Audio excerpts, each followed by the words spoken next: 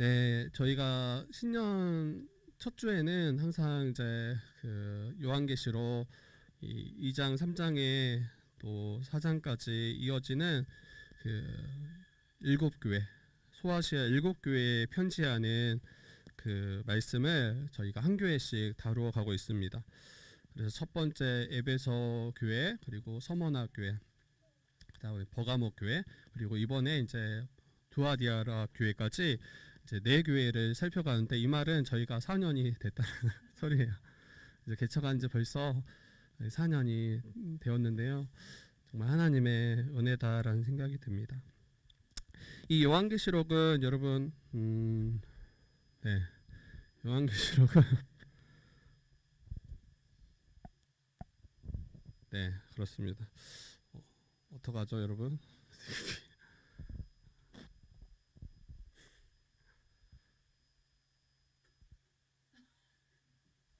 요한계시록은 그냥 이제 요거 이제 이렇게 하고 해야 될 것 같아요. 여러분, 요한계시록은 네, 신경을 많이 쓸 것 같은데.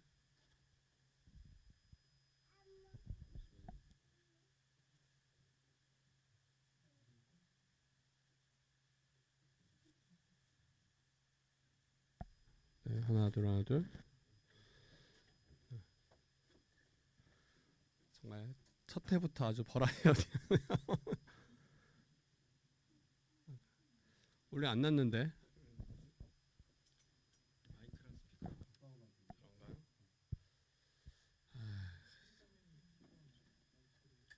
이게 이거예요.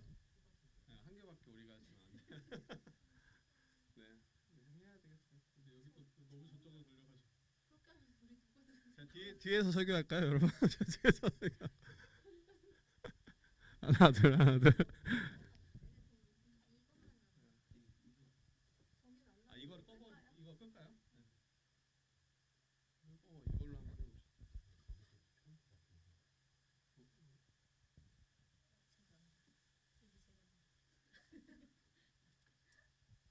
하나 둘 하나 둘.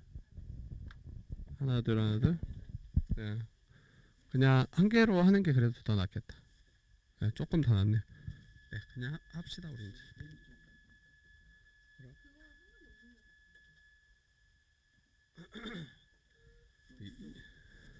예배 전에는 잘 이렇게 안 되다가.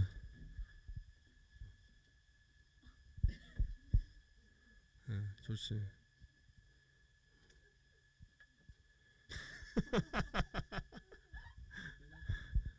하나 둘 하나 둘.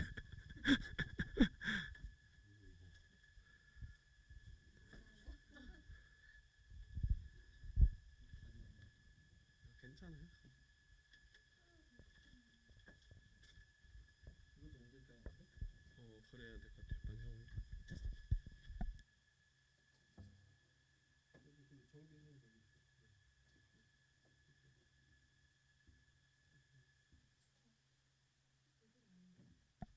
하나 둘 하나 둘 하나 둘. 들려요?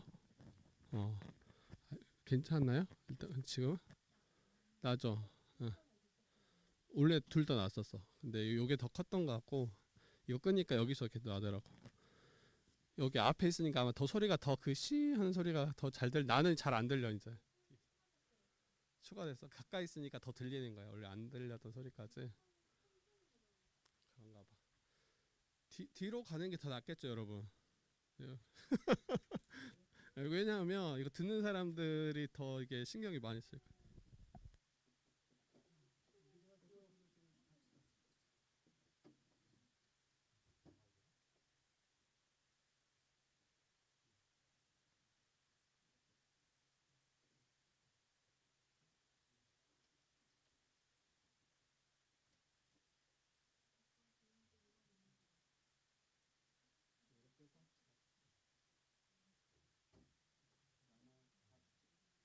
하나 둘 하나 둘 하나 둘.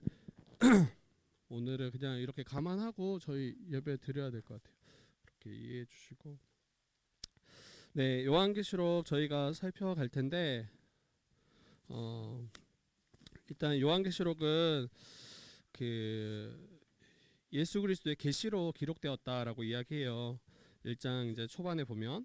그리고 이 계시라는 것은 이 요한을 통해서 우리에게 나타나신 하나님의 뜻이에요. 그러니까 하나님께서 우리에게 보여주시고 알게 하시고자 허락하신 글이 바로 이 요한계시록입니다. 그리고 수신자가 앞에서 이야기했지만 소아시아 7교회예요. 그래서 이 에서버두 사빌라 이렇게 이야기하는데 7교회가 지금 수신자이고 이 7이라는 숫자가 성경에서 완전수예요. 그래서 이 소아시아 7교회만 거기를 향해서만 편지하는 게 아니라 이 7이라는 숫자가 이제 모든 시대 모든 교회를 위한 편지라는 그 의미를 담고 있습니다. 그래서 이 오늘 두아디라 교회에 편지하지만 실제로는 오늘 2025년도를 살아가는 오늘 우리에게도 편지한다라고 생각하시면 돼요. 시대가 다르고 또 그 대상이 달라질 수는 있겠지만 동일하게 우리에게 주신 말씀이라는 것을 이걸 붙잡고 일단 들으시면 좋을 것 같습니다. 그리고 이 요한계시록이 쓰여졌던 당시를 보면 이 로마의 11번째 황제 그 도미티안이 통치했던 때예요. 그리고 이 자신이 이제 자신을 신격화하기 위해서 황제 숭배를 강요했던 인물이 도미티안이고 이 그리스도인들은 오직 예수님만 예수 그리스도만 주로 섬겼죠. 그가 나의 왕이심을 고백했죠. 그럴 때 이제 큰 핍박을 당했던 시기입니다. 신자들이. 그리고 믿음을 지키려고 수많은 신자들이 핍박으로 인해서 흩어졌을 뿐 아니라 또 순교하기까지 했던 시대가 바로 이 요한계시록이 쓰여졌던 그 당시 시대적 상황입니다. 근데 단순히 힘들다, 어렵다 이 이야기 하려는 게 아니죠.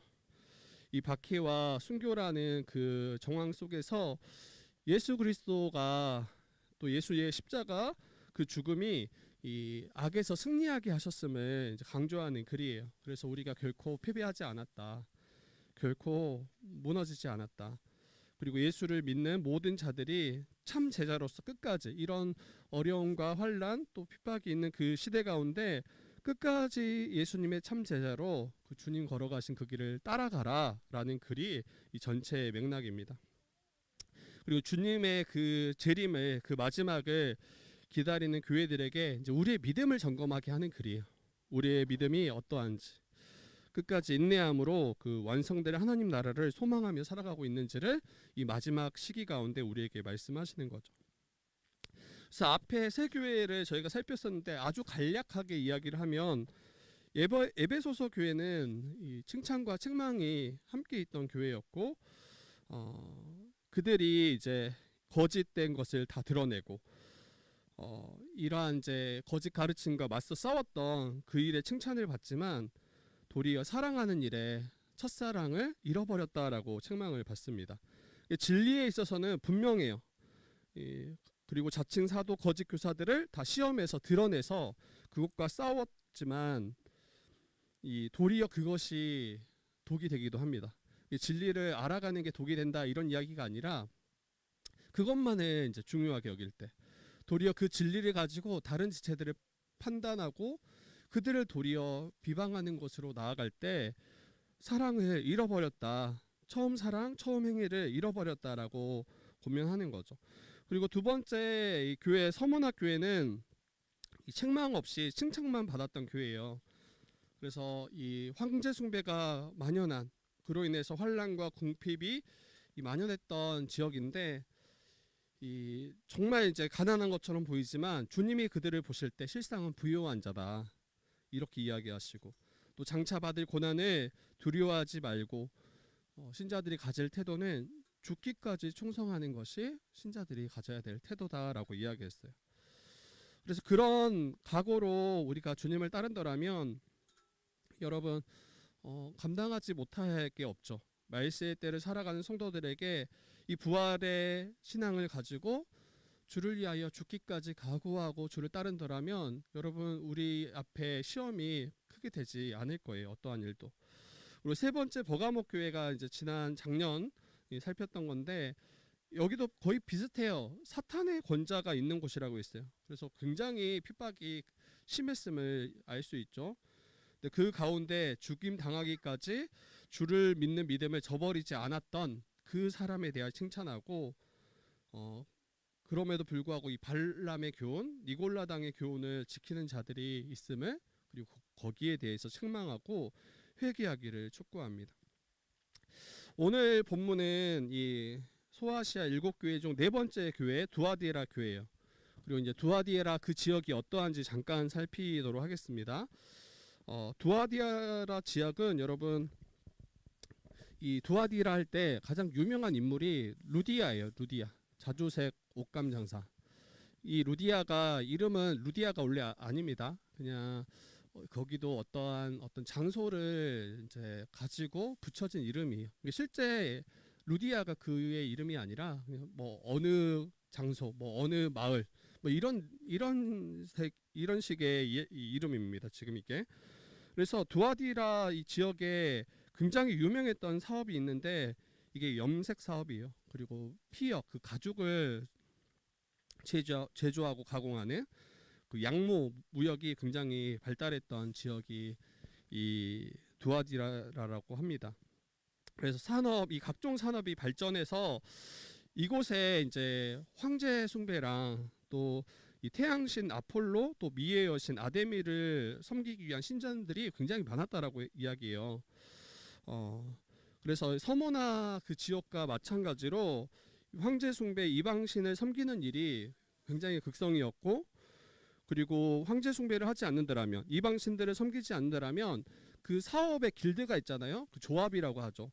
그 조합에 가입할 수가 없었고, 그로 인해서 경제 활동을 하는데 너무 큰 제약을 받을 수밖에 없는, 그래서 궁핍함으로 나아갈 수밖에 없는 그러한 상황이 지금 두아디라 지역의 상황이에요. 그리고 그리스도인들이 이 일로 인하여 굉장히 극심한 어려움을 당하고 있었을 것이다 추측할 수 있습니다. 근데 이 두아디라 지역에 있는 교회의 그 사자에게, 목회자에게 말씀하시는 그 예수님의 모습을 한번 좀 또 살펴볼 텐데, 이 18절인데 우리 18절 한번 같이 읽어봅시다. 18절 말씀 같이 읽어보겠습니다. 18절입니다. 시작. 두아디라 교회의 사자에게 편지하라. 그 눈이 불꽃 같고 그 발이 빛난 주석과 같은 하나님의 아들이 이르시되. 네, 여기 예수님의 모습을 보면 그 눈이 불꽃 같다. 그리고 그 발이 빛난 주석과 같다라고 이야기합니다. 이 불꽃 같다라는 그 모습을 생각해 보면 모든 것을 감찰하시는 분이시다라는 것을 말해요. 모든 것을 다 꿰뚫어 보시는 분이 바로 우리 주님이시다라고 이야기합니다. 근데 이러한 능력이 어떠한 능력인가 생각할 때 모든 거짓된 것을, 또 모든 이제 그릇된 것을, 이런 것들을 다 꿰뚫어 보시는 거예요. 거짓되고 또 미혹한 자들의 그 마음도 훤히 보실 수 있는 거죠. 그러니까 우리가 일반적으로 우리 서로를 볼 때 우리의 속마음까지 온전히 우리는 다 볼 수가 없죠. 사람이 사람을 마주할 때, 서로가 서로를 마주할 때 우리가 그 사람의 마음속까지 온전히 살필 수 없습니다. 겉으로는 웃고 있지만 속으로는 그렇지 않을 수 있고, 겉으로는 뭔가 경건한 것처럼 보이지만 속으로는 음란할 수 있는 거예요. 겉모습과 우리가 내뱉는 말, 행동들을 통해서는 뭔가 괜찮은 것처럼 보일 수 있지만 그 속은 거짓되고 음란하고 또 주님 아닌 다른 우상을 섬기며 살아갈 수 있는 그런 존재가 이제 우리인 거죠. 그런데 우리 주님께서는 어떤 분이신가 할 때 우리의 마음의 중심까지 다 꿰뚫어 보시는 분이심을 이야기하는 거예요. 거짓되고 추악한 죄까지도 다 훤히 보시는 분이 바로 우리 주님이십니다. 그래서 우리는 이제 생각을 조금 달리 해야 될 게, 은밀한 죄라는 건 실제로는 없는 거예요. 은밀한 죄. 은밀하게 죄를 질 수 있죠. 그리고 다른 사람들에게 감추거나 속일 수 있어요. 그런데 실제 하나님은, 우리 주님은 이걸 다 보고 계신다라는 것을 우리가 기억해야죠. 다른 사람들은 속일 수 있습니다. 뭐 저도 속일 수 있어요. 저는 잘 모르겠어요. 실제로 만나보면 잘 모르겠다. 그런데 우리 주님은 그렇지 않죠. 그 사도행전 거기 보면 아나니아 삽비라 이야기가 그 대표적인 모습인 것 같아요. 또 아간의 죄, 구약의 아간의 죄도 다른 사람들은 다 몰랐다라고 여겼던, 모를 수밖에 없다라고 여겼던 그 죄를 주님께서 밝히 드러내시고 책망하시고 회개를 촉구하시는 모습들을 우리는 여러 장면을 통해서 이미 살펴봤었죠. 이처럼 주님은 우리의 마음의 중심까지 살피시는 분이십니다. 아무도 모를 거라 생각하며 괜찮다라고 여겼던 부분들이 있을 수 있어요. 그리고 지금도 여전히 우리가 가지고 있는 그 죄들이 있을 수 있어요. 그러나 주님은 불꽃과 같은 눈으로 꿰뚫어 보신다라는 것을 우리는 기억하셔야 돼요. 그리고 사람들에게 감추고 속일 수 있지만 결코 주님은 속일 수 없고 감출 수 없고 다 드러내실 것임을 기억하셔야 됩니다. 그리고 빛난 주석과 같은 발은 여러분 아주 강력한 힘을 상징해요.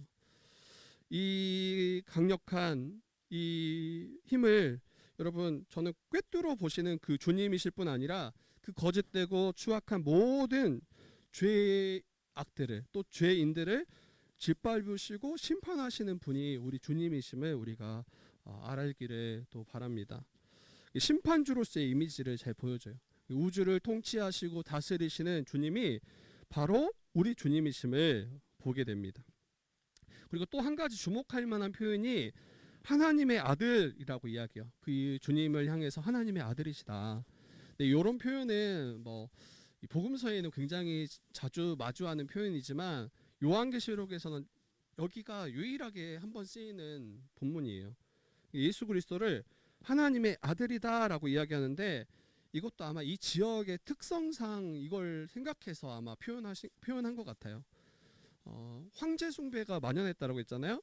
근데 황제는 자기를 높이면서 자신이 하나님의 아들, 자신이 신의 아들이라고 그렇게 명명하기를 꺼리끼지 않았죠. 그리고 이 아폴로 신전을 세우고 이 제우스의 아들로 이제 이야기 되는데 그 아폴로를 신의 아들이라고 사람들은 부릅니다. 근데 그러한 지역 가운데 이 사도 요한은 말하는 거죠. 황제가 아니라 아폴로가 아니라 정말 참 하나님의 아들, 참 진정한 통치자, 진정한 우리를 다스리실 참 주인이 누구신가 할 때 하나님의 아들이신 예수 그리스도가 우리의 참 주인이시고 참 왕이시며 모든 우주를 통치하시고 다스리실 뿐 아니라 모든 악을 심판하실 심판주이심을 지금 사도 요한은 이야기하고 싶은 거예요. 오직 부활하신 예수 그리스도만 진정한 하나님의 아들이심을 고백하는 거예요. 그래서 우리도 한번 우리를 돌아봐야 될 것 같아요. 정말 나의 참 주인은 누구신가? 내가 참 나의 주, 나의 하나님으로 고백하는 분은 누구신가? 오늘날에는 자기를 자기의 주인이라고 여기죠. 나의 인생의 주인은 나라고 여기죠. 그런데 그때 사도 요한은 우리에게 또 이야기하는 거예요. 우리가 섬기고 예배해야 될 그 유일한 분은 부활하신 예수 그리스도 그분이심을 우리에게 말하고 있습니다. 그리고 그 주님이 불꽃과 같은 눈과 또 빛난 주석과 같은 발로 우리를 다스리실 것이고 그 마지막에 심판하실 것임을 우리에게 믿도록 요청하는 거죠. 그 주님이 여러분 19절에 먼저 칭찬을 하십니다. 칭찬하시고 이제 한 절 칭찬하시고 뒤에는 다 책망이에요. 한 절 칭찬하시고 책망인데 근데 칭찬을 잘 들어야 될 것 같아요. 칭찬도 잘 듣고 그 칭찬을 통해서 우리 자신을 또 비춰볼 수 있는 것 같고 우리 또한 잘하고 있는 게 있더라면 여러분 그건 칭찬하면 좋을 것 같아요. 칭찬할 만하다. 그런데 이제 그 뒤에 있는 책망도 우리가 귀 기울여야 되겠죠. 우리 19절 한번 같이 읽어볼까요? 19절입니다. 같이 읽어보겠습니다. 시작. 내가 내 사업과 사랑과 믿음과 섬김과 인내를 아노니 내 나중 행위가 처음 것보다 많도다. 여기서 내가 내 사업과 사랑과 믿음과 섬김과 인내를 안다라고 하잖아요. 근데 여기 사업이라는 표현이 이 개역 개정에서 이렇게 사업이라고 표현하는데 이 뒤에 너의 나중 행위가 처음 것보다 많도다 할 때 이 행위라는 단어와 똑같은 단어예요. 이게 원어적으로. 그래서 내가 너의 행위를 안다라고 이야기하는 것과 같죠. 이게 어떤 뭐 비즈니스, 뭐 사업 이런 게 아니에요. 이런 게 아니라 이 주를 위한 그 섬김들, 주와 주의 몸된 교회를 위해서 섬겼던 그 선한 행위들을 그 말합니다. 그런데 놀라운 것은 처음 것보다 나중 행위가 더욱 많다라고 이야기해요. 그리고 그걸 칭찬하십니다. 서로를 깊이 사랑하고 또 이 우리의 믿음이 더욱더 자라가고 서로를 향한 섬김과 또 인내가 이게 계속 더해져 가는 거예요. 우리의 봉사와 섬김, 복음을 위해서 오래 참는 인내가 처음 것보다 더욱 많다라고 이야기합니다. 근데 이 말씀을 들을 때 어떤 분들은 부담처럼 느낄 수도 있겠다 싶어요. 처음보다, 이전보다 나중에가 더 많다라고 이야기하잖아요. 근데 우리는 이렇게 생각할 수 있죠. 이 말씀 들을 때 지금 우리의 형편에서 정말 힘을 다해서 하고 있는데 지금 더 뭔가 더 우리에게 요청하는 것처럼 느낄 수 있겠다라는 생각이 들더라고요. 지체들을 위해서 사랑으로 이모저모 섬기고 있고 또 배우는 자리를 힘쓰고 있고 할 수 있는 대로 오래 참으려고 인내하려고 하는데 지금 이전보다 지금이 또 우리의 다음이 더 뭔가 많고 더 풍성해진다라는 게 이게 가능한가? 지금 벌써 저희가 돌아보면 이제 4년이란 시간이 지났잖아요. 근데 첫 해도 아마 여러분 아마 굉장히 힘썼을 거예요. 그런데 4년이 지난 지금 더 이게 많아졌는가를 물어보는 거예요. 우리가 처음 주를 위해서 섬겼던 그 섬김, 지체들을 사랑했던 그 사랑의 섬김들, 또 오래 참던 그 인내가 처음보다 지금이 더 많은가라고 우리에게 묻는 거죠. 그리고 두아디라 교회는 여기에 있어서 칭찬을 받고 있습니다. 만약에 우리가 이전보다 지금이 그러한 사랑과 섬김과 인내가 우리의 믿음이 더욱 자라가고 있더라면 여러분 정말 잘하고 계신 게 맞아요. 그리고 두아디라를 칭찬하셨던 그 칭찬에 우리 또한 들을 것입니다. 다시 한번 우리를 좀 돌아봅시다. 우리는 처음보다 더 주님을 뜨겁게 예배하고 있는지, 여러분이 처음 주님을 만났을 그때 꼭 우리 주의 뜻 교회가 아니더라도 처음보다 더 지체를 힘써 사랑하고 있는지, 처음보다 우리의 믿음이 더욱더 견고하고 담대해지고 있는지, 처음보다 지체를 위해서 주를 위해서 섬기는 일들이 더 많아지고 있는지. 이 말씀을 좀 기대어서 여러분들에게 또 부탁하고 싶은 것은 우리가 더 이전보다 처음보다 이러한 모든 것들이 더 많아졌으면 좋겠다. 그게 단순히 여러분을 이제 오늘날로의 표현을 빌리자면 여러분을 갈아 넣는 게 아니에요. 여러분을 갈아 넣어서 뭔가 만들어내고 이런 게 아니라 이게 우리의 믿음이 자라갈 때, 우리의 신앙이 성숙할 때 자연스럽게 귀결되는 모습 아닌가라는 생각이 들어요. 이전보다 더 하나님 나라를 소망하고 또 그로 말미암은 그 놀라운 것들을 마주하고 보게 될 때 자연스럽게 맺혀져 가는 그 열매들이 이러한 것 아닌가라는 생각이 들어요. 억지로 하라고 하면 이거는 진짜 쉽지 않을 것 같아요. 어떻게 작년보다 올해가 또 올해보다 내년이 계속 우리 뭐 1, 2년 같이 모이고 흩어질 것도 아니고 계속해서 아마 같이 자라갈 텐데 어떻게 그렇게 계속 자라갈 수 있습니까? 그것보다 더 풍성해질 수 있습니까? 그런데 이게 옳다 맞다 이게 우리에게 요청하시는 그 주님의 뜻임을 보게 되는 것 같아요. 그런데 이것들을 불편하고 또 부담되게 여기는 분들은 아마 이전에 행했던 것에 만족하고 그쳐질 가능성이 커요. 내가 주를 위해서 이전에 어떻게까지 섬겼는지 알지 않냐. 내가 이전에 행했던 나의 그 처음 행위가 얼마나 값졌는지 알지 않냐. 그리고 거기에 머물러 있을 가능성이 커요. 근데 여러분 이것은 건강한 신앙의 모습은 아닙니다. 이제 나이 드신 분들을 보면 젊었을 때 자신의 헌신과 열정을 추억해요. 그리고 늘 예전에 어떠했는지를 이야기해요. 그리고 자기의 무용담처럼 나눕니다. 예전의 신앙의 열심, 주와 복음을 위해서 헌신했던 그 헌신, 여러분 칭찬받기 마땅합니다. 근데 이전에 주와 주님의 몸된 교회를 위해서 그렇게 헌신하고 수고했더라면 그럼 지금은 어떠냐고 또 물어봐야 되는 거 맞잖아요. 그런데 처음보다 이전보다 덜해. 그리고 지금은 찾아보기 힘들어.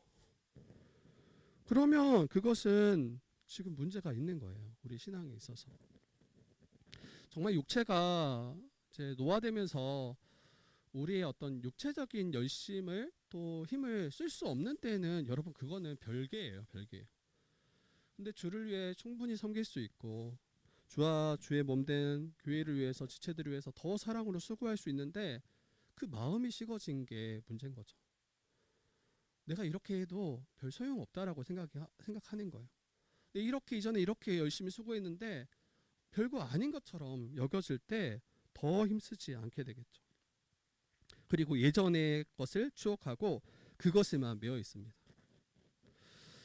여러분 현재를 힘써 섬기며 또 배워가고 사랑하고 인내하는 사람들은 예전 이야기에 아주 많은 에너지를 쏟지 않을 거예요.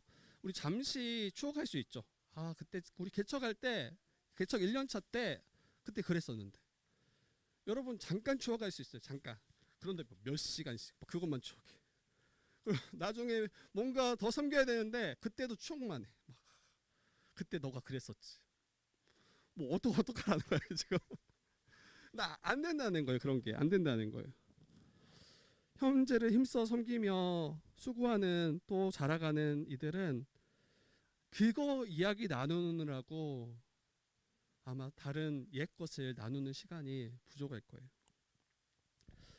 예전에도 우리가 정말 수고했지만 정말 주의 몸된 교회를 위해서 또 주를 위해서 더 수고하는 것을 기뻐하고 감사할 수 있었으면 좋겠어요. 그래서 이전보다 사랑이 더 커져가는 교회, 믿음이 더 커져가는 교회, 지체들을 향해서 더 인내가 많아지는 교회, 그리고 우리의 섬김이 더 많아지는 교회. 이게 주님이 바라시는 모습이구나 우리가 잊지 않았으면 좋겠습니다. 다시 이야기 드리지만 여러분 부담 주게 하려고 말하는 게 아니에요. 아 목사님이 또 올해 더 열심히 나를 갈아 넣으라고 말씀하시는 거다. 그런 표현 안 돼. 여러분 한 명 갈아 넣는다고 해서 교회가 나아지지 않아. 이건 여러분 제가 볼 때는 헛된 희생 뭐 이런 거 아닐까요? 정말 여러분 물론 수고하긴 하겠지만 저도 마찬가지 저도 수고하겠지만 근데 그러한 모습은 아니었으면 좋겠어요. 정말 주님의 사랑을 더 깊이 알아서 주님의 그 사랑을 나누고 싶어서 또 사랑하는 지체들이 정말 나와 한 몸 한 가족으로 믿어져서 그래서 여러분들을 더 헌신하고 뛰어든다라면 정말 정말 잘했다 너무 수고했다 그렇게 칭찬해 드리고 싶습니다. 부담은 없을 수 없겠지만 네, 그 방향이 또 우리 마음의 태도가 너무 중요한 것 같아요.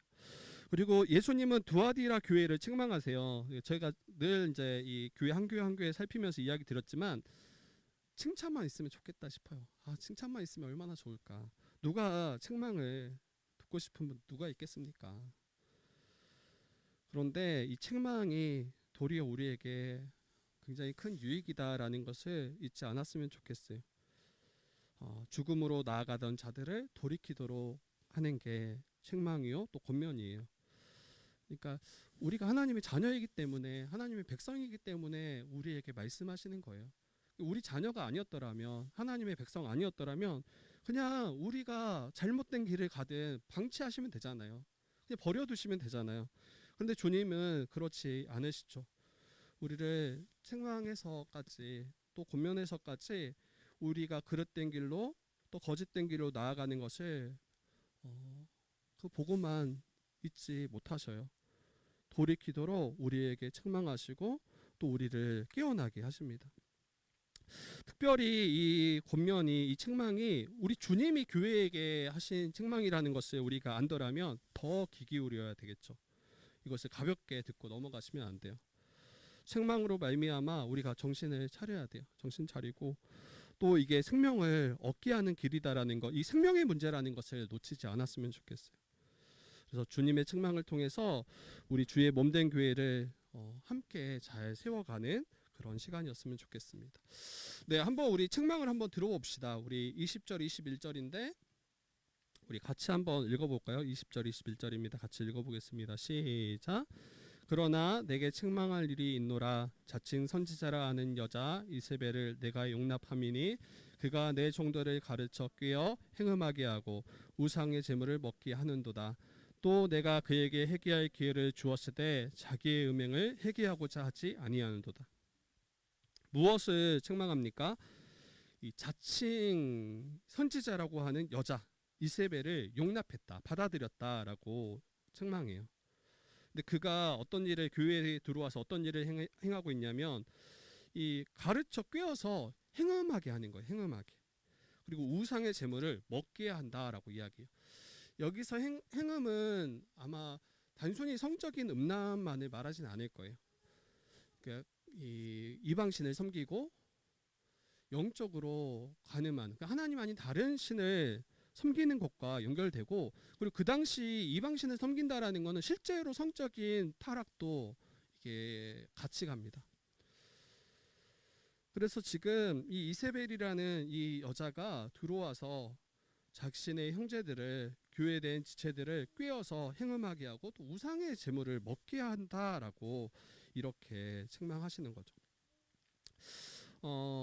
여기서 이세벨이 어떤 사람일까, 누구일까 좀 생각해 봐야 되는데, 이세벨은 여러분 이미 아시는 분도 있겠지만 이 열왕기상 구약에 나오는 인물이에요. 지금 수백 년의 지금 차이가 있는 인물인데 그 인물의 이름을 가져오는 거예요. 이세벨은 북이스라엘 왕 아합의 아내입니다. 그리고 이스라엘 사람이 아니에요. 이 시돈 왕의 딸이 이 이세벨이고, 정략 결혼처럼 이 북이스라엘 왕 아합과 이 시돈 왕의 딸 이 이세벨을 결혼시키고, 그때 결혼할 때 이 이세벨이 가지고 있었던 그 바알을, 이제 그 우상을 가지고 들어옵니다. 그래서 이스라엘 전체가 이 이방신 그 바알을 예배하고 섬기도록 만들었던 여자가 이세벨이에요. 그리고 아합 왕을 충동해서 계속 여호와 앞에서 악을 행하도록, 안 그래도 여러분 아합 왕이 상태가 안 좋아요. 여호와 보시기에 악을 행했던 자인데, 근데 옆에 있는 그 아내 이세벨이 더 그걸 충동해서 더 하나님 보시기에 악하고 그릇되고 하나님이 꺼리끼는 그 일들을 행하는 것을 정말 아무런 꺼리낌 없이 그 일들 행하도록 만들었던 그 옆에 돕는 배필이 이세벨이에요. 이세벨. 그러면 이 요한계시록 2장에 나타난 이 이세벨은 뭐 그 구약의 이세벨이 뭐 환생을 했거나 부활했나, 이제 그런 거 아니죠. 동일 인물이 아니에요. 동일 인물이 아니고, 이 사도 요한은 이 두아디라 교회 문제를 보면서 또 그 특별하게 문제를 일으키는 그 여자를 보면서 이세벨이 좀 떠올랐던 것 같아요. 그리고 그와 연결해서 이 이야기를 풀어가려고 하고 있습니다. 그래서 은유적으로 가르치는 거죠. 은유적으로 돌려서. 그리고 이 계시록에 기록된 이세벨이 정확히 어떤 인물인지, 어떤 잘못을 했는지 정확히 드러나진 않아요. 어떤 분들은 이 두아디라 교회의 이 이세벨이라는 이 여자를 감독의 부인이었을 것이다라고 추측해요. 감독의 부인이라는 것은 오늘날로 말하면 담임 목회자의 부인, 사모일 수 있을 거다라고 그렇게 이야기하는 분도 있습니다. 왜 그렇게 추측했냐면 이 아합 왕의 이제 아내, 그래서 아합 왕을 충동해서 하나님 앞에 악을 행하도록 부추기는 그 모습. 그래서 지금 아마도 이 사도 요한은 그 두아디라 교회의 감독을, 그 목회자를 그 아내가 이제 그릇된 길로 계속해서 충동해서 그를 끌어가는, 그리고 그 감독뿐만 아니라 그 교회에 속한 성도들에게 계속 거짓된 것을 가르쳐서 그들이 이제 우상을 섬기도록 끌어가는 그러한 일을 이 여인이 했을 것이다라고 추측하는 분이 있고, 또 하나는 이 두아디라 지역이 굉장히 산업이 발달한 곳이라고 했잖아요. 아까 뭐 양모, 피역, 가공, 염색 산업, 이게 엄청나게 발달한 지역이 두아디라라고 했는데, 아마도 두아디라 지역에 이 크게 사업을 일으킨 여인이었을 것이다라고 추측하는 분도 있어요. 근데 그가 나중에 이 복음을 듣고 교회에 들어오게 된 거예요. 근데 교회에 들어와서 근데 이 복음의 순전함을 쫓아서 배워가고 자라가는 게 아니라 이 자신의 경험들을 이제 그 교회에 속한 이들에게 나누면서 이렇게 살아가는 게 마치 하나님의 뜻이야. 지금 우리가 살아가는 그 시대, 그러니까 이 두아디라 그 교회의 그 시대 상황을 비춰봤을 때 주님만 예배한다라고 말하지 마. 황제를 섬긴다라고 말해. 그리고 예배는 하나님께만 드리면 되는 거 아니니, 이렇게 이제 가르치는 것 같아요. 그러니까 적당히 타협하는 거예요. 합리적으로 생각하고 접근하라라고 이야기하는 거예요. 그러니까 부정하지 말라는 거예요. 그냥 황제 섬기라고 할 때 황제 섬긴다라고 말하고, 너희는 그냥 주님만 예배하면 되는 거 아니니, 굳이 그렇게까지 할 필요 있니? 라고 말하는 거예요.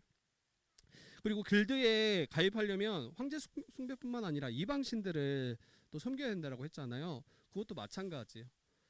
이방신들을 섬기는 그 모임에, 그 식사 모임에 참여해서 그냥 적당히 어울리고, 또 이제 예배는 또 주님을 예배하고, 그러면 길드에 가입할 수 있는 거예요. 그렇게 되면 궁핍함에서 벗어날 수 있는 거예요. 그렇게 되면 사회적으로, 산업적으로, 사업적으로 큰 성공을 거둘 수 있는 거예요. 근데 이 여인이 큰 성공을 거둔 여인이 들어와서 이제 교회 지체들에게 이야기할 때 굉장히 설득력 있게 들리는 거예요.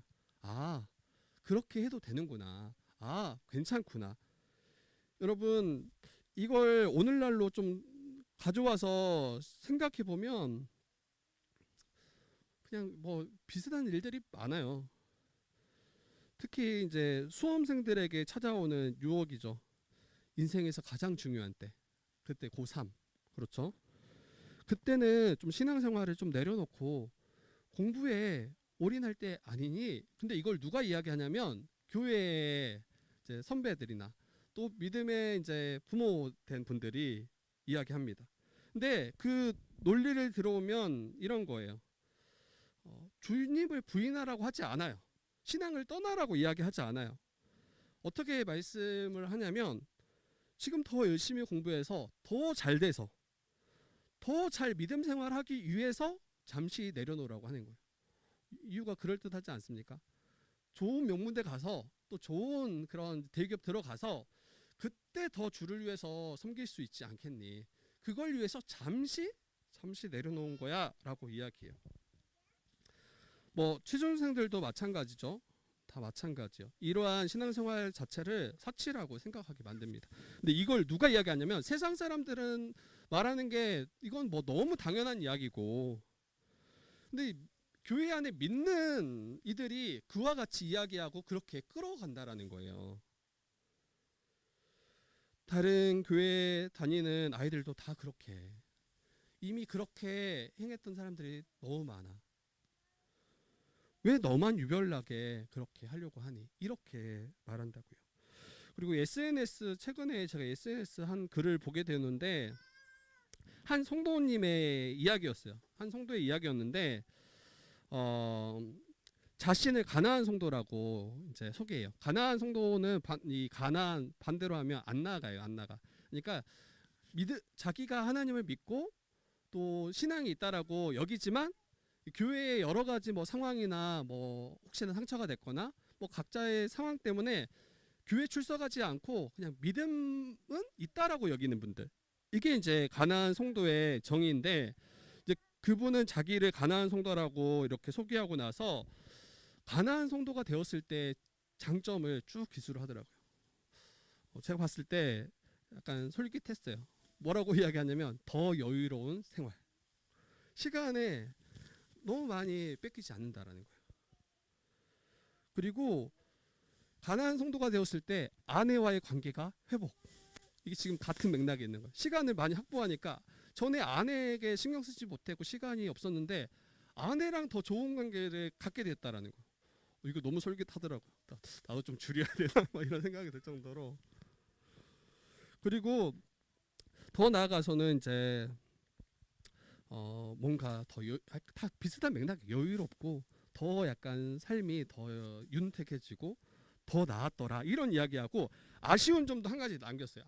아쉬운 점이 뭐라고 남겼냐면 그분이 아주 가끔 예배를 가니까 그때 너무 어색해서 힘들다.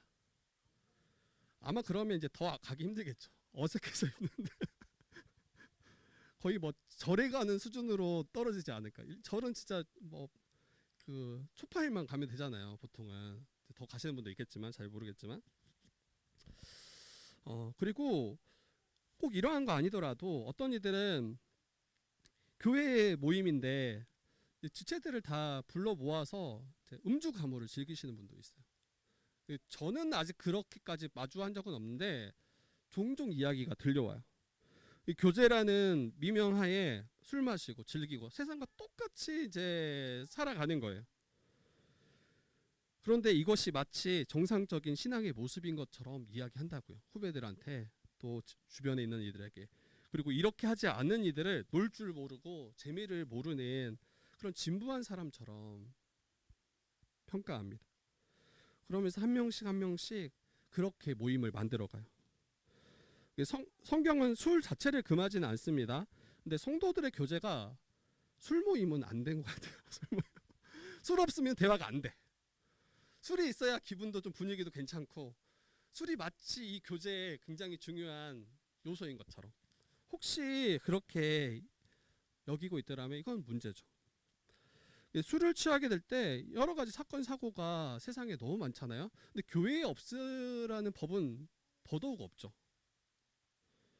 그리고 이 에베소서에서도 술 취하지 말라라고 이야기하면서 성령의 취함을 받으라. 그러니까 술이 지배하는 인생이 아니라 성령이 지배하는 인생이 바로 신자들의 인생임을 이야기하는 거예요. 뭐 주일 성도도 마찬가지예요. 주일 성수도 마찬가지고 마치 주일을 빼서 자신의 시간을 갖고 뭐 여행을 가는 거 이거 괜찮은 것처럼 이렇게 흘러가고 이야기하는 그런 분들도 있어요. 근데 이런 거 다 조심해야 돼요. 본인을 합리화시키기 위해서 이거를 은근히 퍼뜨리는 거예요. 자기가 가는 게 괜찮은 것처럼 만들기 위해서 다른 사람들도 부추겨서 이때 갔다 와 이런다고요. 뭐 헌금 생활도 다 마찬가지예요. 세상이 이 헌금에 대한 많은 이야기를 해요. 그러면 비판하는 하나의 지점이죠. 근데 어느 순간 세상의 이야기를 마치 옳은 것처럼 그리고 우리 안에서 그런 이야기를 이제 전하고 가르치고 그게 마치 맞는 것처럼 이렇게 이야기할 때가 있습니다. 뭐 저는 이 시간에 뭐 그런 이야기를 다 할 수는 없을 것 같아요. 너무 많아요. 너무 많아요. 근데 이 성경이 말하는 게 무엇인지, 복음이 말하는 게 무엇인지 이것을 분별하지 못하고 알지 못하고 그 세상의 이야기에 여러분을 마음을 빼앗기고 그것을 따라가고 있더라면 저는 이게 바로 이세벨이 우리를 미혹하고 꾀는 것과 크게 다르지 않을 수 있겠다라는 생각이 들어요. 거기에서부터 우리를 지켜야 돼요. 거기에서부터. 여러분 해결책은 뭐냐면 21절이에요. 21절. 우리 21절 한번 같이 읽어봅시다. 21절 같이 읽어보겠습니다. 시작. 또 내가 그에게 회개할 기회를 주었을 때 자기의 음행을 회개하고자 하지 아니하는도다. 여러분 혹시 그러한 부분들을 마주하고 그렇게 생활하고 살아가는 그 방향들을 가지고 있었더라면 여러분 회개하고 돌이켜야 돼요. 주님께서는 이세벨과 같이 사람들을 꾀어서 또 사람들을 영적으로 행음하게 하고 우상을 섬기게 하는 그러한 자들까지도 회개하기를 원하세요. 그러한 이세벨 같은 자까지도. 그리고 회개할 기회를 주십니다. 회개할 기회를 주세요. 자칭 선지자라 하는 이세벨과 같은 이들까지도 회개하기를 바라신다면 또 그에게 꾀임 받아서 미혹당한 이들도 동일하게 회개하며 돌이키기를 바라시겠죠. 그리고 회개라는 말은 뭐 자주 이야기하지만 우리의 방향을 턴하는 거예요. 방향을 돌이키는 거예요. 이전에 살았던 삶의 방식이 그릇되었음을 깨닫고 하나님 앞에서 자신의 삶의 방향을 다시 점검하는 거. 그래서 우리의 삶의 방향을 돌이키는 거. 이게 바로 회개입니다. 이전에는 정욕을 따라서 살았던 내 욕심만을 채우고 이루기 위해서 살았던 삶의 방향에서, 또 물질이 주는 안위에 만족하며 살았던 그 삶의 방향에서, 자기의 성공을 위해서 세상과 타협했던 삶의 방향에서 돌이켜서 예수 그리스도를 인해서, 그분으로 인해서 만족하고, 또 물질이 주는 만족과 안위가 아니라 주님이 주시는 참된 만족과 안위를 기뻐하는 것. 그게 바로 우리가 돌이켜야 될 삶의 지점입니다.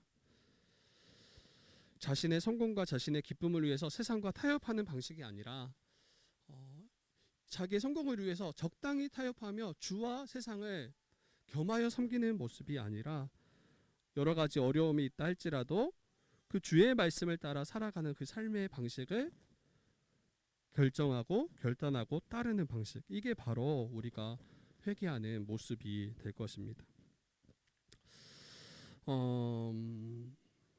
어떤 분들은 여전히 이걸 두 개를 붙잡으려고 할 거예요. 이 세상의 방식과 주님을 따르는 그 방식, 이거 적절히 타협해서 가져가면 안 됩니까? 그게 더 지혜로운 거 아닙니까? 이렇게 생각할 수 있고 또 전할 수 있어요. 근데 그게 바로 이세벨이 교회를 넘어지게 했던 그 지점이라는 것을 여러분 기억하셨으면 좋겠어요. 우상 숭배를 따르는 삶의 방식과 주님을 따르는 삶의 방식은 여러분 같이 갈 수가 없어요. 같이 갈 수 없고, 그런데 은연중에 마치 가능한 것처럼, 괜찮은 것처럼 생각할 수 있거든요. 그러면 앞에서도 이야기했지만 그러한 것을 자신도 모르게 다른 사람들에게 가르치고 전할 수가 있어요. 그런데 성경은 그렇게 말하지 않아요. 결코 같이 갈 수 없다라고 이야기해요. 혹시 세상을 경험하여 섬기는 삶의 방향에 서 있더라면 여러분, 이러한 모습으로는 하나님 나라를 유업으로 받을 수 없습니다. 그리고 또 우리 안에 이제 그 믿음을 다시 한번 점검하면 좋겠어요.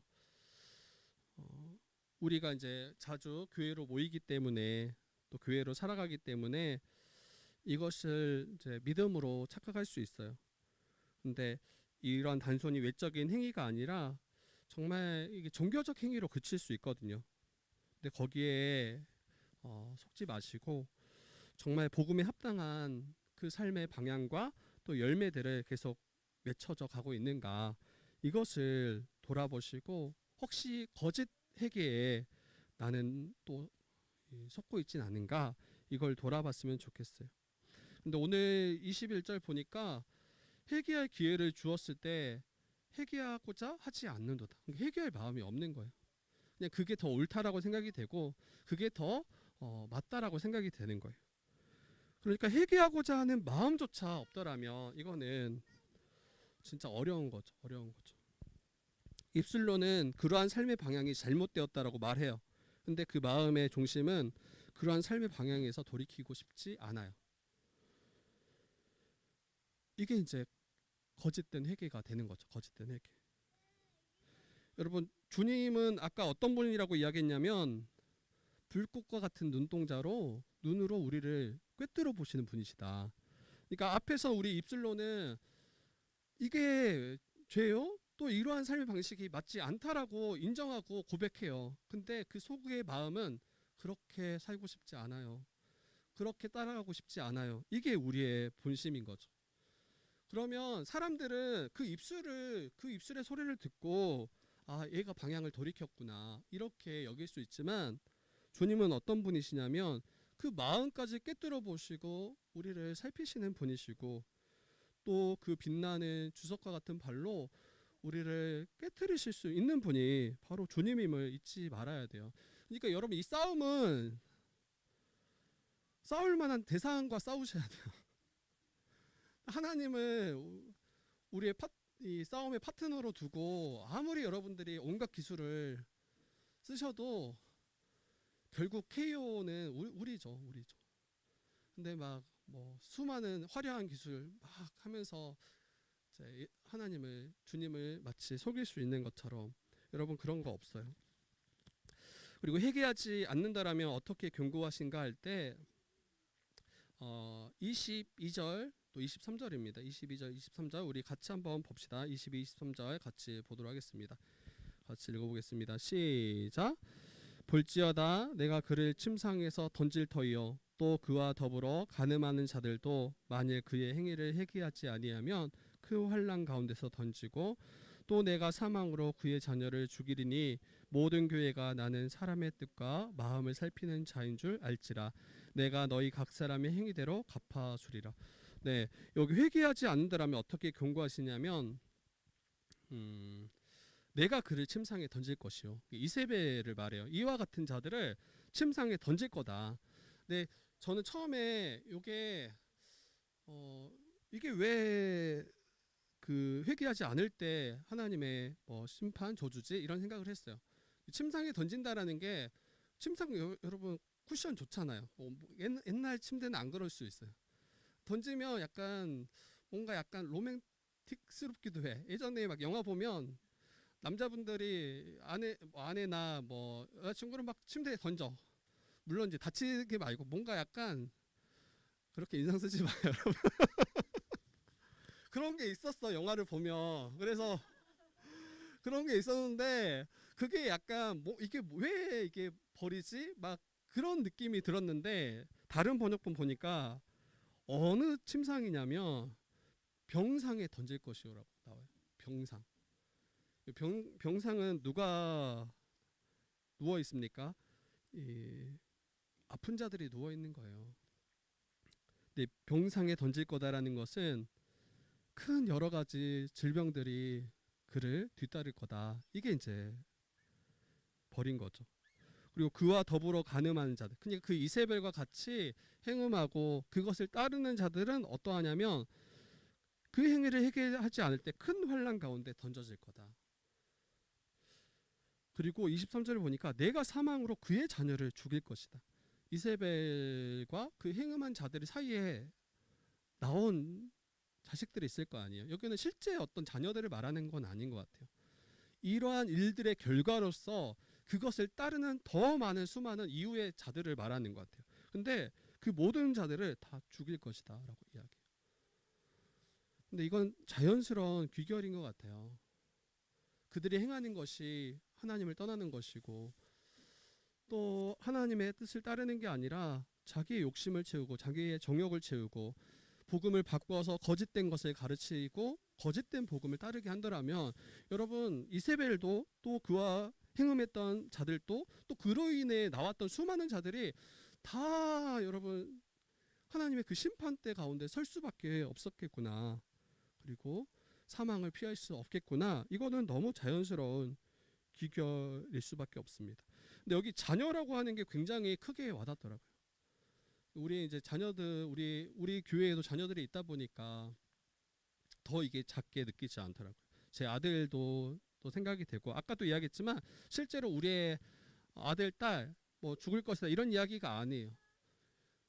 이러한 삶의 방향의 끝은 사망일 것임을 이야기하는 거죠. 근데 우리 세대뿐만 아니라 우리 다음 세대가 혹시 사망으로 나아가고 있더라면 이건 너무 끔찍하다. 자녀를 낳았는데 그 자녀를 우리가 죽이는 것과 크게 다르지 않죠. 함께 망하는 거죠. 그래서 앞서 말씀드렸지만 23절에 사람의 뜻과 마음을 살피는 자가 바로 우리 주님이시다. 그 불꽃과 같은 눈으로 우리의 마음의 중심을 다 살피시는 분이심을 주님이시고 각 사람의 행위대로 반드시 갚아주시는 분이 주님이심을 우리가 기억하면 좋겠습니다. 그러면 마지막으로 이 거짓된 가르침에서 자기를 지키는 자, 이 이세벨의 교훈을 받지 않는 자들은 어떠한 복이 있는가를 이야기해요. 그래서 24절 이렇게 25절 있는데 제가 그냥 바로 이야기할게요. 이 교훈을 받지 아니하고 소위 사탄의 깊은 것을 알지 못하는 너희에게 다른 짐으로 너희에게 지울 것이 없더라. 그러니까 더 우리에게 더 바라시고 요청하시는 게 없어요. 우리에게 지키고 원하시고 우리가 지키기를 바라시는 것은 이 거짓된 복음과 거짓된 가르침에서 우리를 지키는 거예요. 그러려면 우리는 어떻게 나아가야 됩니까? 그 예수 그리스도의 십자가 복음을 계속해서 배워가셔야 돼요. 그 복음 앞에 계속해서 서셔야 돼요. 그 복음으로 무장하셔야 돼요. 그때 이 교훈을 받지도 않을 뿐더러 또 이 사탄의 깊은 것을 알려고 하지 않겠죠. 도리어 하나님을 더 알기 원하고 또 하나님께 더 가까이 나가기 원하고 복음으로 훈계받고 복음으로 가르침 받기를 원하겠죠. 그리고 25절 다만 너희에게 있는 것을 내가 올 때까지 굳게 잡으라. 그래서 이 붙잡고 있는 복음을 주님 오시기까지 끝까지 붙잡고 살아가는 것이 우리에게 허락한 또 필요한 그러한 우리의 태도 자세일 것입니다. 그리고 26절에 이기는 자와 끝까지 내 일을 지키는 그에게 어떠한 복을 주시냐면 만국을 다스리는 권세를 주실 것이다. 모든 열방을 다스릴 권세를 주실 것이다. 이건 이제 하나님 나라죠. 하나님 나라. 주님 다시 오셨을 때 완성될 그 하나님 나라를 우리가 주님과 함께 통치하고 다스리는 그 자리에 우리 또한 앉게 하실 것이다 라는 그 약속을 주신 겁니다.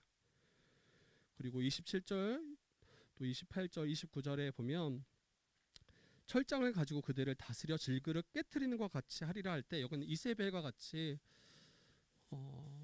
거짓된 복음을 가르치고 따르게 하는 자들을 이 질그릇이 깨트리는 것은 너무 쉽게 깨지잖아요. 버티지 못하죠. 근데 이와 같이 주께서 그 빛나는 그 주석과 같은 발로 다 깨트릴 것일 뿐만 아니라 이 믿음을 지키는 자에게 새벽별을 줄 것이다라고 이야기합니다. 새벽별. 이 새벽별은 여러분 해석들이 많더라고요. 해석들이 많은데 그냥 쉽게 이야기하자면 이 새벽별이 예수 그리스도를 가리키기도 하고 또한 이 새벽별이 이제 금성이잖아요. 실제로 저희 행성 중에서는. 근데 이 어둠이 마지막까지 버티다가 이제 빛이 오는 그 딱 시점이 이 새벽별이에요. 그래서 아무리 칠흑 것 같은 어둠이 우리를 에워싸고 감싼다 할지라도 예수 그리스도가 오심으로 이제는 빛이 밝혀질 것임을, 이제는 모든 악이 떠나갈 것임을, 주님이 그 일을 행하실 텐데 그때 우리가 그 은혜 가운데 함께 참여하게 될 것임을 이 28절을 통해서 우리에게 약속하고 계십니다. 그래서 저와 여러분들에게 약속되어진 그 만국을 다스리는 권세, 이건 하나님 나라를 받는다라는 것과 같은 이야기예요. 우리를 구원하시고 가장 큰 그 복으로 우리를 이끄실 것임을 우리가 알아서 지금 당장 조금 더 합리적으로 뭔가 더 타협하면 괜찮겠지, 여러분 거기에 우리의 마음을 빼앗기지 마시고 정말 영원한 참된 복을 소망하면서 이 믿음의 선한 싸움을 싸워 가실 수 있으면 좋겠습니다. 그래서 말씀 마칠 텐데 예수 그리스도만이 참 하나님의 아들이심을 여러분과 제가 믿었으면 좋겠어요. 다른 것이 우리를 결코 다스리거나 우리에게 참된 복을 주실 수 없어요. 참 하나님의 아들이신 그 주님만이 우리를 다스려 주시기를 구했으면 좋겠고, 그리고 이전 행위보다 우리 나중 행위가 계속해서 더해져 갈 수 있도록, 우리가 더 성장하고 성숙해져 갈 수 있도록 우리가 힘쓰는 또 한 해였으면 좋겠고, 그리고 우리 거짓 선지자들이 교회를 결코 끌어가지 못하도록 분명한 복음 가운데 이 죄들을 분별하고 거짓 복음들을 분별해서 교회를 지켜가는 한 해가 되기를 또 축복하고, 마지막으로 혹시 우리가 넘어진 자리가 있더라면 회개하고 돌이키는 한 해였으면 좋겠어요.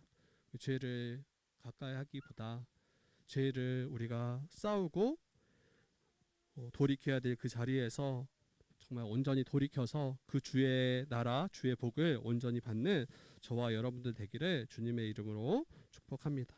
네, 우리 이 시간 같이 한번 찬양하고 우리 기도하도록 하겠습니다.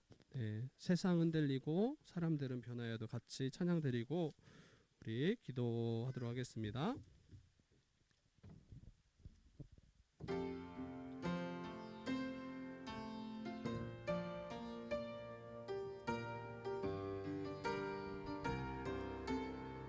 세상은 들리고 사람들은 변하여도, 세상은 들리고 사람들은 변하여도 나는 주를 섬기리.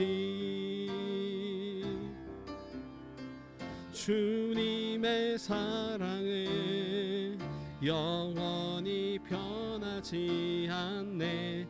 나는 주를 믿음은 들리고 사람들 주를 떠나도, 믿음은 들리고 사람들 주를 떠나도 나는 주를 섬기리. 주님의 나라는 영원히 쇠하지 않네. 나는 주를 신뢰해. 오직 믿음으로, 오직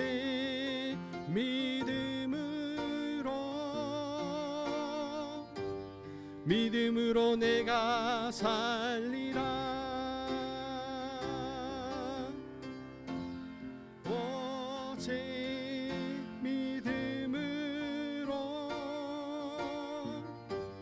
믿음으로 내가 살리라. 오직 의인은 믿음으로 말미암아, 오직 의인은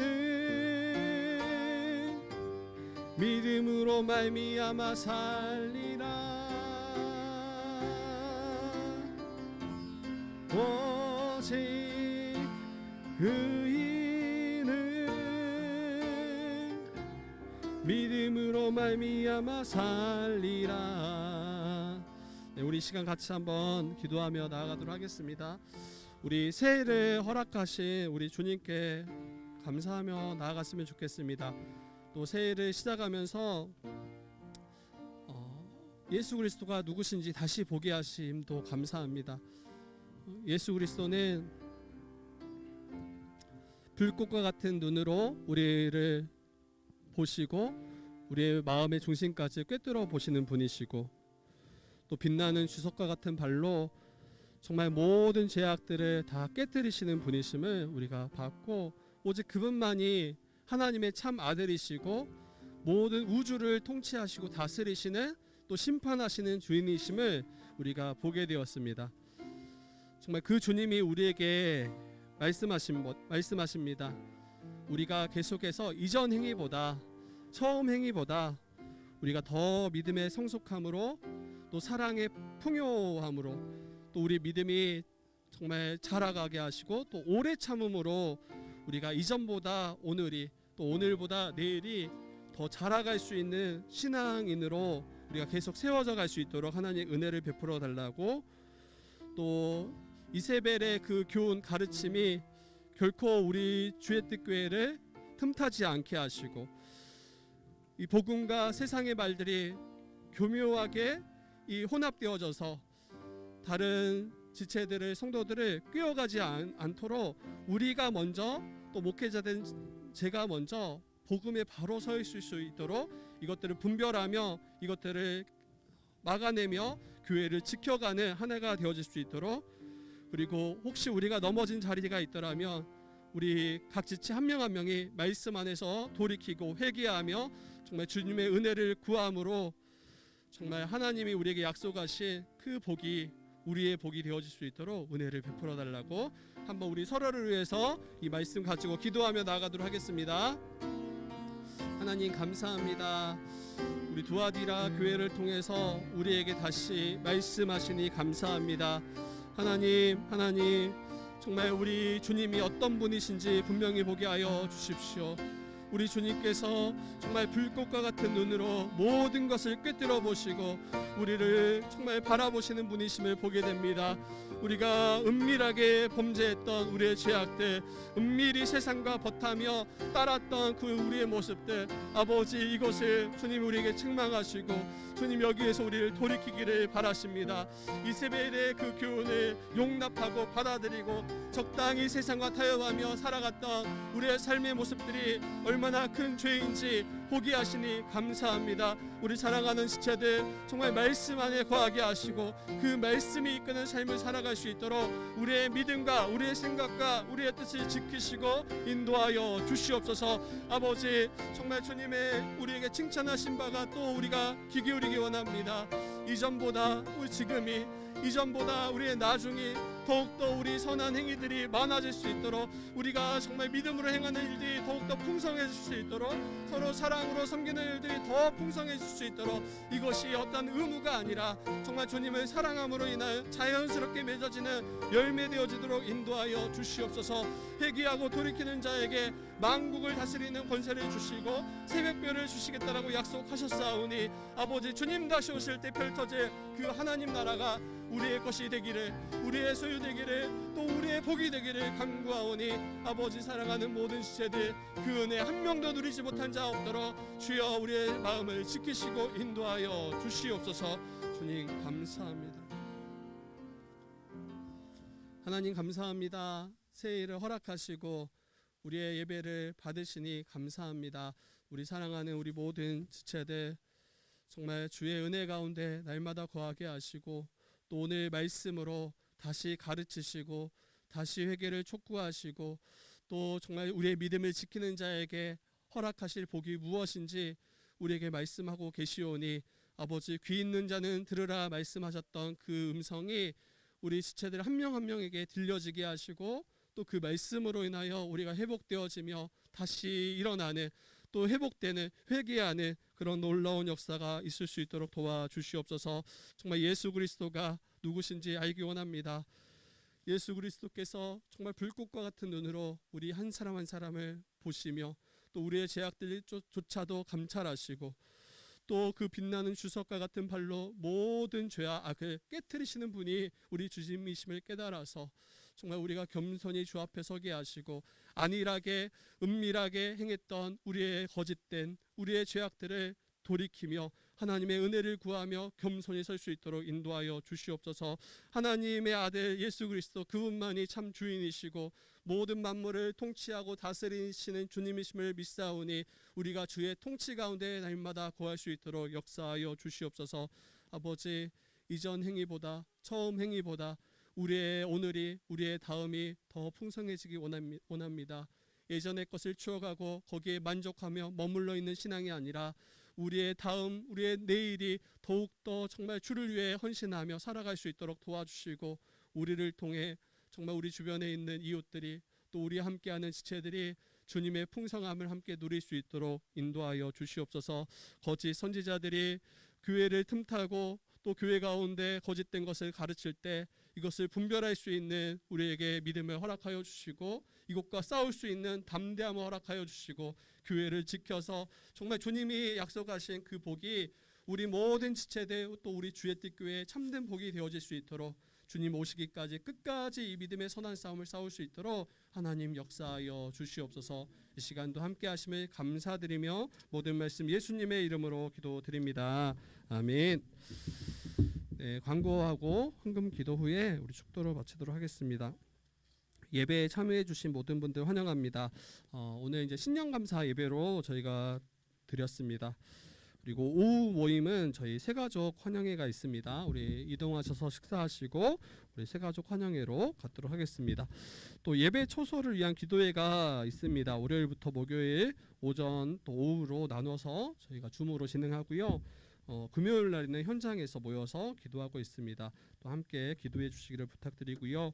그리고 연합수련회, 교회 연합수련회가 1월 17일부터 19일 우리 강화도 한 우리 교회 선교센터에 있습니다. 이를 위해서도 같이 기도해 주시고 DBS 본문이 데살로니가 전서 1에서 2장입니다. 그래서 미리 좀 연구를 해오시면 좋을 것 같아요. 그리고 목회자 동정입니다. 네, 다음 주 또 계속 이어서 이제 수련회나 여러 가지 모임들이 있습니다. 이를 위해서 같이 기도 부탁드립니다. 네, 제가 헌금 기도 드리고요. 그리고 축도로 마치도록 하겠습니다. 하나님 감사합니다. 정말 다시 고백하지만 지난 한 해가 은혜였음을 또 새롭게 시작하게 하신 그 새힘 더해 주심도 은혜였음을 고백합니다. 우리 사랑하는 모든 성도들, 그 주 안에 주의 날개 아래 날마다 거하게 하시고 자기의 힘이 아니라 주님을 의지해서 살아가는 우리 모든 인생 되어지도록 도와주시옵소서. 그 은혜에 감사해서 주님께 우리의 예물을 올려드립니다. 하나님, 이 예물을 기뻐 받아주시고 또 이 예물을 통해서 주의 몸된 교회가 잘 세워져 가며 또 이 예물을 통해서 주의 사역들이 계속해서 아름답게 이루어져 갈 수 있도록 하나님 인도하여 주시옵소서. 아버지, 정말 하나님의 뜻을 알 뿐 아니라 그 뜻에 순종하며 그 뜻을 행할 수 있는 믿음의 담대함을 허락하여 주시고 또 사랑하는 지체들 주의 뜻교회로 함께 모이게 하셨사오니 이 일을 온전히 감당하는 우리 모든 자들 되어지도록 인도하여 주시옵소서. 주님, 또한 우리 주의 뜻교회를 위해서 지난 4년간 기도와 물질로 후원하는 많은 동역자들이 있습니다. 그들의 사랑의 수고와 또 사랑의 후원들이 정말 아무것도 땅에 떨어지지 않게 하시고 아름답게 심겨져서 열매 맺게 하여 주셔서 모든 것이 주의 영광이었음을 정말 모든 이들이 고백할 수 있도록 도와주시옵소서. 아버지, 또한 사랑하는 지체들을 위해서 기도합니다. 정말 올 한 해 정말 우리의 모든 필요를 신실하게 돌봐주시고 또 우리 지체들 건강 가운데 지켜주셔서 정말 주님 맡겨주는 그 일들 온전히 감당케 하시고 무엇보다도 더 주 안에서 한 몸 한 가족으로 잘 세워져가는 한 해 되어질 수 있도록 하나님 역사하여 주시옵소서. 이 시간도 함께 하심을 감사드리며 모든 말씀 예수님의 이름으로 기도드립니다. 아멘. 이제는 우리 주 예수 그리스도의 은혜와 성부 하나님의 극진하신 사랑과 성령 하나님의 감화, 감동, 교통하심의 은사가 세상과 주님을 겸하여 섬기기보다 오직 주를 바라보며 주님이 우리에게 말씀하신 바를 힘써 순종하기를 원하는 또 그 뜻을 이루어가기를 원하는 그로 말미암아 그 하나님 나라의 그 놀라운 복을 받기를 원하는 사랑하는 모든 성도들과 또 우리의 가정 위에 이제로부터 영원토록 함께 있을지어다. 아멘.